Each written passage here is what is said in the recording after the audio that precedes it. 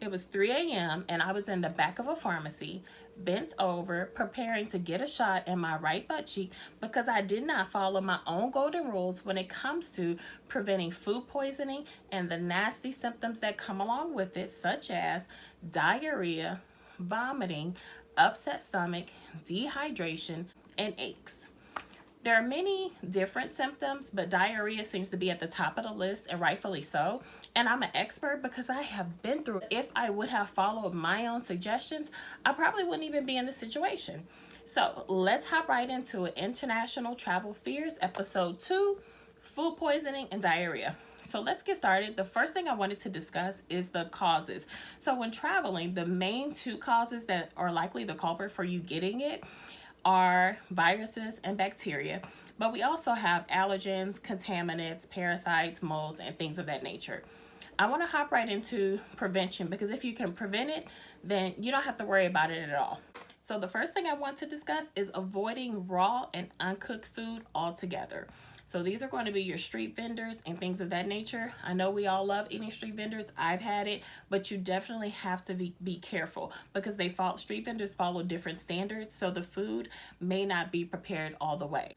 If you're at a restaurant or anywhere getting a meal, you want to monitor the staff as much as you can and see and make sure that they're washing their hands properly. Hand washing is key. If those germs and different bacteria are not washed off your hands, then they spread and things can become contaminated. So what you want to look for is hot and steamy food. We've all prepared a meal at some point and we know that high temperatures kill germs. Eat dry and packaged food. Obviously, if it's packaged, normally bugs are attracted to moisture, so they're not normally inside packaged food. Myself, I love peanuts and different things, cashews of that nature. So for me, that's a good breakfast meal, and these are good to carry with you. We're not always, well, when I travel, it's not always a area where there's a lot of locals. You may be out in a safari or a mountain area where there are not as many restaurants, and packaged foods are going to be your best bet, your safest bet anyway, to avoid any type of contaminants, bacteria, or viruses. Always keep some packaged food on you just in case you find yourself in a situation where you are questioning the food. This is going to be a safe option for you. Let's talk about fruits and vegetables. Your safest option is fruits that have a peel, like an orange or a banana, for instance. Skin holds on to germs, so like an apple or something of that nature that you have to bite into. We all love it. I get it. I've been at resorts where they've had the pineapples or peaches already open and prepared for you. And it's hard. I'm not saying don't eat and enjoy yourself, but just be careful. Don't get so comfortable to the point where you're just letting all your rules go and you feel like, oh, it can't happen to me, because that's where we get in trouble. So just keep it in the back of your mind that something like an orange or a banana is a safer option because it has that peel that you can peel off. Let's talk about bottled water, canned drinks, and hot drinks. These are your best options. You always want to make sure that the seal is intact on your bottled water, and also use bottled water to brush your teeth. Hot drinks are going to be good for the same reason. It kills germs, and then your canned drinks as well. With ice, you want to make sure they have like a consistent shape, because normally that means it's been filtered or delivered and it's not just ice made from tap water. Let's talk about a few tips. My number one tip is to always make sure your hands are washed thoroughly. This is key.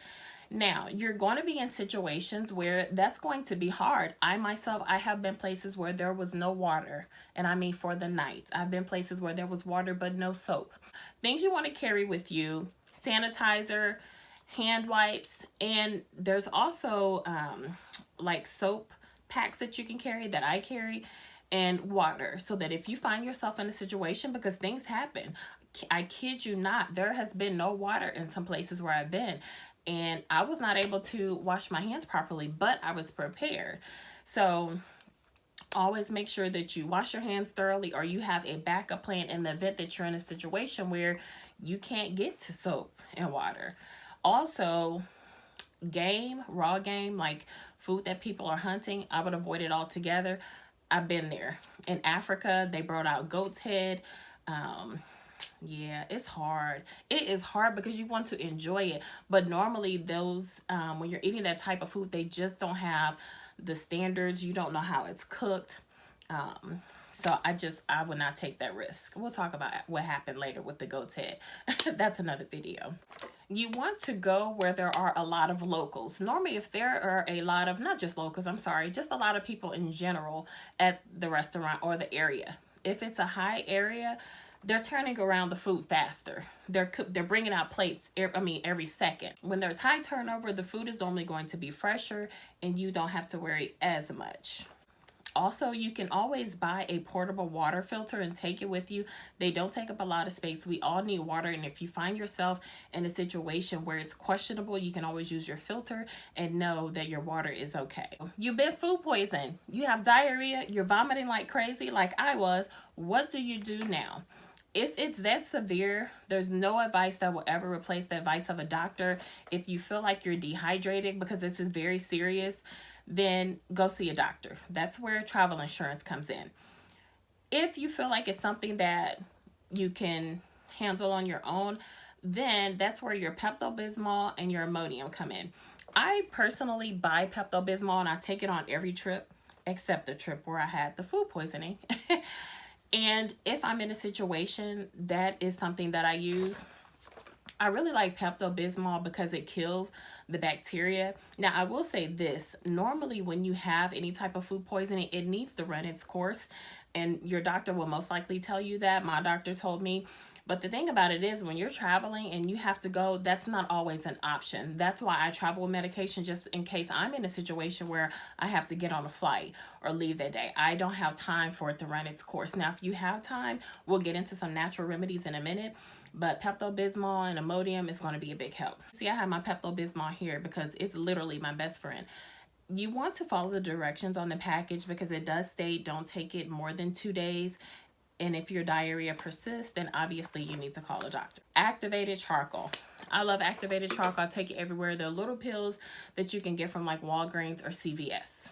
So basically with activated charcoal, any type of bacteria binds to it and your body is able to rid itself of the toxins. So you're able to get well a lot quicker. It almost starts to work immediately. I've used it a couple times and it's one of my faves. Activated charcoal. If you are poisoned, it is very important that you stay hydrated because dehydration is very serious. You may have to get some type of electrolyte solution so that because you're losing so many fluids, you want to make sure you're drinking your water. Within the first few hours, you want to avoid food altogether. And then after a few hours, you can start bringing food back into your diet slowly. You know, you want to start with soup or crackers or something of that nature. I know you're on vacation, but alcohol, forget it. It's a huge no-no when you have any type of caffeine and alcohol, really. I would definitely stay away from it.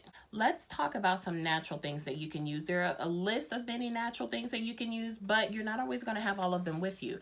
So the first thing I want to discuss is ginger. You can make ginger tea. Ginger is a favorite because it has therapeutic properties and it's able to absorb nutrients and you receive literally almost an instant relief from nausea and vomiting. Ginger and tea. One of my favorites is apple cider vinegar. It's an alkaline, so it can soothe the lining of the gastrointestinal tract and kill bacteria, and it works almost immediately. Apple cider vinegar, I'm telling you, your best friend. Lemon is an excellent thing to add to your water. It's anti-inflammatory, antibacterial, and it's going to help you alleviate those symptoms and start feeling better fast. Yogurt is good for your digestive health in general, and it's going to get rid of the bacteria that's causing you to have the food poisoning. So the thing about the natural remedies is there are things you can eat before you even have food poisoning. So you can work on preventing it, and if it does happen, these are good things to have in your diet. Bananas are great. They have high amounts of nutrients. We're talking potassium, fiber. So they're going to be an excellent source of food in the event that you get some type of food poisoning. Honey is an excellent option if you have cramping, vomiting, or even diarrhea. It's going to help alleviate those symptoms quickly. Two things I would like to address. One, before you travel to any country with medication, always check the laws in that country to make sure that you can bring that medication in. I have a medication kit and the PEPTO-BISMOL is in mine. I also carry cold and flu medication, but always double check. Second, if you're having severe symptoms, dehydration, blood in your stool, black stool, fever over 102, then you need to see a doctor. There's nothing that any of these methods are going to do for you, and you want to prevent any long-term suffering that can happen. And basically what happened to me, I let my guard down. I had goat's head in one country. I'm in another country eating street food, crickets, grasshoppers, you name it. So then I got comfortable. But never get too comfortable where you've done something, oh, I didn't get it, because the next time you may not be so fortunate. So the chicken was questionable, and I was too many margaritas in to even care. So I ate some chicken that I shouldn't have. And I mean, it was the next day, bam, it actually that night it hit me. So what I had to do, since it was 3 a.m., my guide knew of a pharmacy that was open, and he said he trusts the pharmacy. He's had people, you know, who've been in that situation. So that was my best option at 3 a.m. because my flight was leaving at 7 o'clock. So I was out of options. And after speaking with the pharmacist, he was confident that it was food poisoning, and I was too. I knew exactly what was going on. My symptoms were vomiting and diarrhea. He told me the shot would help. Told me to bend over.